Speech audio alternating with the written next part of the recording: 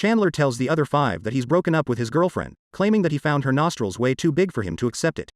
The guys find it bad that he breaks up with girls over the most superficial things. Rachel and Monica's downstairs neighbor Mr. Heckles knocks at the door to tell them to quiet down, although the guys are perfectly decent in volume. After they send him away, he begins to knock at their floor from his ceiling with his broom, to which they respond by stamping on the floor. After a little time, he stops hitting with the broom. In fact, he stops doing pretty much anything, as he's found dead.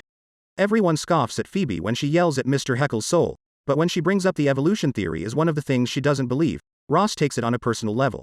She keeps badgering him with questions to which he gives abundantly detailed answers, but she still won't believe him. Meanwhile, Heckles' attorney shows up and executes his will, which basically entitles all of his property to the girls, much to their surprise. Most, if not all of this stuff, is trashy toys and furniture which Monica finds tacky, but which Rachel adores. The two raise an issue of whose apartment they live in. Monica still believes it's her apartment, while Rachel thinks that it's become hers too and starts to decorate it with a seashell lamp of Heckles.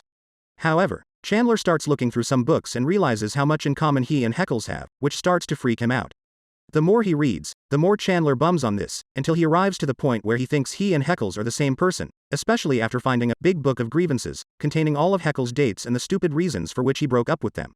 Ross comes over with a briefcase of fossils to show to Phoebe, but she doesn't even let him start.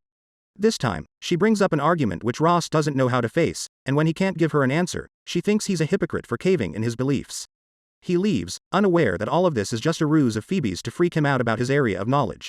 Just as the girls are to go out, Monica breaks Rachel's new lamp, making Rachel think it's Monica's revenge. Totally frightened of ending up alone like Heckles, Chandler calls Janice in desperation, but when she meets him at the coffeehouse, it's a married Janice, and to cap it all, she's pregnant. Due to this, Chandler can't get back with her, but the girls make him realize how he's growing up and becoming ready for a commitment, to which he replies with a shocked, "Whoa, don't know about that."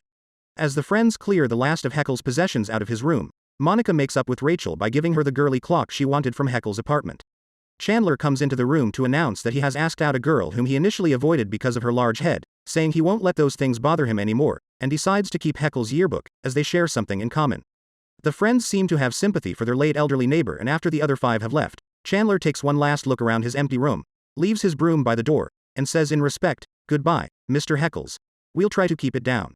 While on a date the next day, Chandler realizes that at the end of the day, he's still Chandler, as he can't stop freaking out about his date Allison's big head. However, strangely, he finds himself not only intimidated by her big head size, but also liking it.